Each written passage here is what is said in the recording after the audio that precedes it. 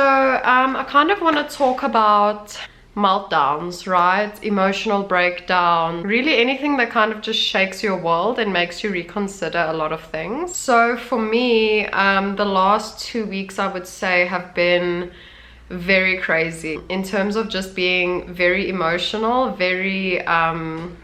I've been very anxious. I don't really know the definition of like a mental breakdown, but the way I experience it is I feel very overwhelmed, very anxious, very stressed. I can't think straight. And then like I'm crying all the time, right? So I've actually been struggling like just to keep myself together long enough to actually film a topic for you guys. So that's why this video is actually going to be quite late. But at the same time, I'm not just going to pretend that this isn't happening, because I feel like we can learn so much from difficult times and from things like emotional breakdowns, right? So when I have these emotional breakdowns or these mental breakdowns, it's usually because I'm very overwhelmed and I'm just not aligned like with myself. I'm not grounded. I'm very caught up in something, and then it leads to me feeling overwhelmed, anxious, like I'm not coping, and then I have a breakdown. So I feel like every single time I've had a breakdown, it's more like a breakthrough. And I know that sounds really, but like seriously, when I have a breakdown, there's actually a quote and it says breakdowns create breakthroughs.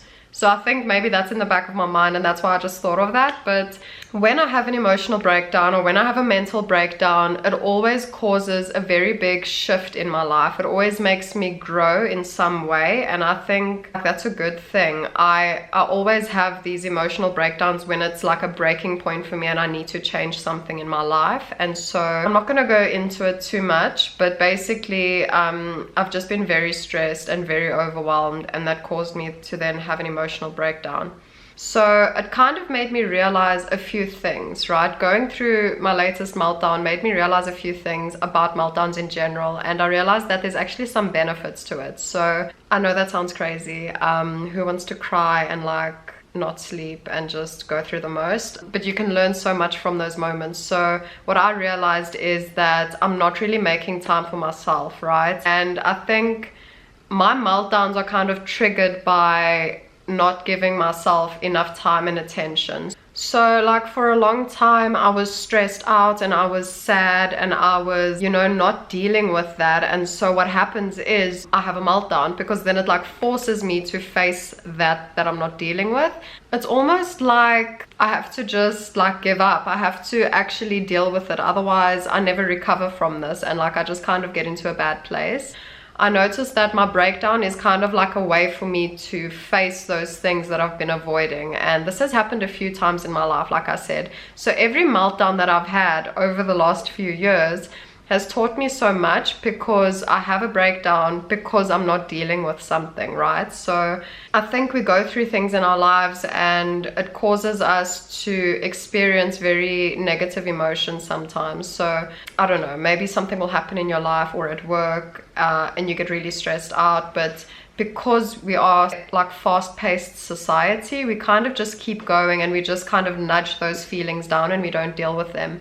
And I think with a meltdown, the value comes in when you actually start to deal with the cause of the meltdown. So when you look at the shadows of yourself, so to speak, the dark parts of yourself, the flaws that you feel like you've got, I feel like when you start to explore the negative aspects of yourself, or even just the beliefs that you have about yourself that are negative, I feel like there's so much value that comes from that, because you have an opportunity to just be real with yourself and to deal with the problem, right?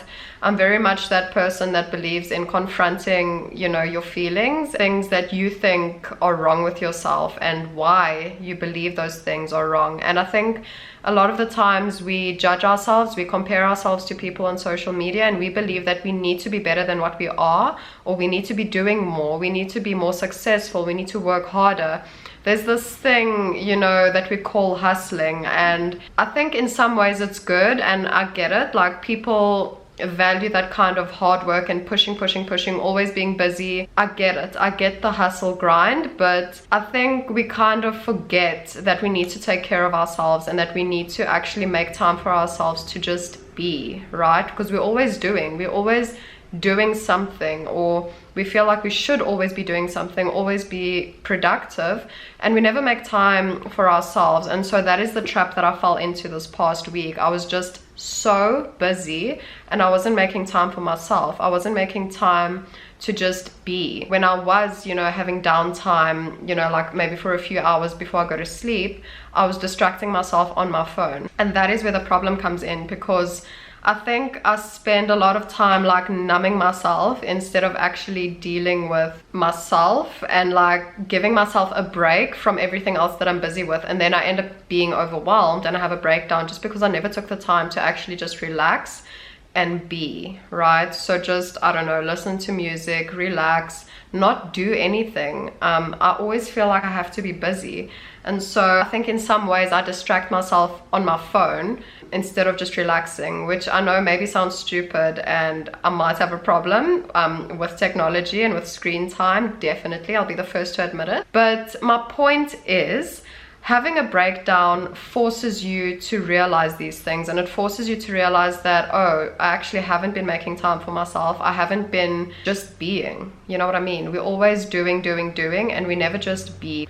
And I think with a meltdown, when you give yourself permission to actually face these things and to see, okay, I've been sad, I've been stressed out, I've been overwhelmed. Why have I been overwhelmed, And why do I feel the need to always be busy? Why do I feel like I have to always be productive? And I think, again, this comes down to something deeper, and it comes down to maybe validation, maybe feel like you're needing to prove yourself to other people, or to your boss, or to your parents, or to your friends. So it always comes down to something deeper for me anyways. A meltdown is always a trigger that I need to investigate so that I can kind of figure out like how I got to this point where I'm like crying nonstop for 5 days, right? And I think underneath that, when you start to explore that, like I did in this past week, I realized that I care a lot about what other people think of me. And this is something I've been working on. And just starting my YouTube channel, it was a huge challenge, because putting myself out there, my thoughts, my opinions, my life out there, you can't care what people think. It will drive you crazy. And so it's something I've definitely improved on, but this specific meltdown made me realize that I value external validation quite a bit. And so when things go wrong and I maybe make a mistake at work, I kind of realize that I'm freaking out because I don't want other people to see that I'm struggling. I don't want other people to know that I'm not coping. And so for me to try and cover that up, to try and just cope with everything while I'm stressed out, exhausted, haven't been sleeping, it really made me realize that I actually need to stop. I need to stop caring about so much what other people think. I need to stop seeking validation from other people, and it starts with me, okay? So I need to, and I've been working on this for a long time, I need to love myself more, be patient with myself more, be kind to myself more, and to really just give myself time to be, like I said, give myself time off, and to stop kind of seeking that validation from outside and to find it from within. And again, it sounds super mushy, but guys, this is deep stuff, okay? This is deep stuff. Like, I am growing so much as a person, and it's these things that I'm realizing that are actually going to help me to become a better version of myself. And once you've dealt with that, like once you realize, damn, I actually care a lot what other people think,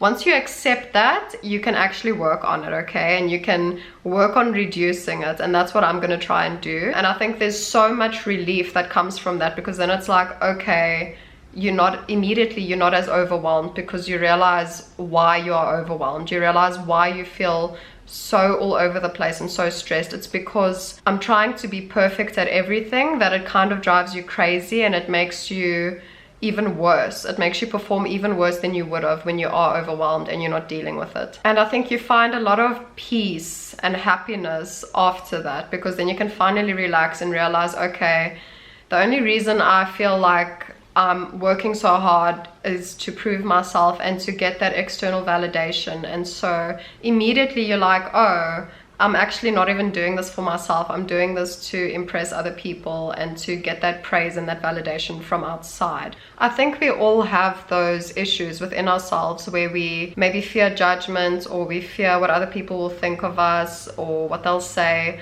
And I think letting go of that is so powerful. But I think everyone kind of avoids those core issues, those insecurities, and by avoiding it, we kind of just allow it to resurface in a different way. And I think it's going to keep coming up until you really just sit down and deal with that pain or that stress or that feeling of being overwhelmed. Another thing I realized is that I am someone that wants to express myself more, and I realized, and I spoke to a friend about this the other day, that back in the day when I was a teenager, I was a lot more me, right? So I would express myself more, I would be a lot more creative, I would express my opinion a lot more, and I stopped doing that. So I think I got hurt so many times in those years that I kind of just closed myself off, and I stopped being myself as much. I kind of just kept my thoughts to myself, my opinions to myself.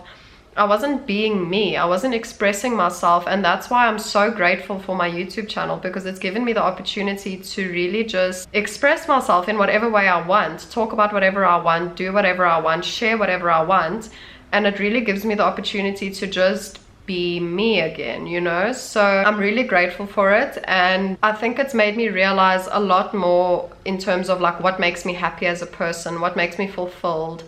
And I'm really happy to have discovered that and to take that going forward. But again, it's my meltdown that made me realize that, hey, listen, I actually haven't been expressing myself much. I haven't been me. I haven't been giving myself a chance to just be me.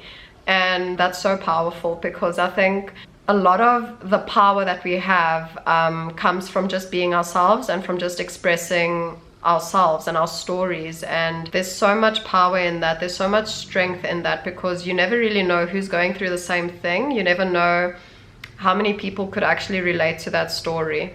I think so many people, you know, end up in lives where they're not even doing what makes them happy. They're not doing anything that kind of makes them feel fulfilled. It comes down to the individual and why they're doing it, but I feel like a lot of people get pressured to do, you know, certain jobs, and they're not really given that opportunity to do what makes them happy. And I think that eats us up alive, and then we end up, you know, 50, 55 with like a midlife crisis, realizing that we've actually lived our whole lives for someone else, and we're trying to impress other people and get validation from other people. And guys, that is so stressful for me to even imagine, because life is so short already. Like, the years fly by like this, and I don't want to get to 50 and realize that I've spent my whole life living for other people and being unhappy for that long. I think people value, you know, being rich and showing these things off and all of that, and they think that that is success and that that is happiness. But I think being ourselves and expressing ourselves and what makes us happy,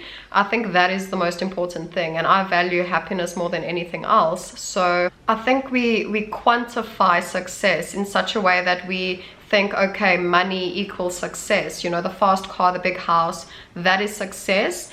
But for me, happiness is the ultimate success, because then you've spent your life doing what makes you happy. And like I said, time is like so limited. Our time on earth is so short, it goes so quickly. I think there's no better way to spend your life than to be happy and to be you, because we always avoid that pain of a meltdown. We always avoid, you know, that dark place of ourselves. So people numb themselves by drinking, doing drugs.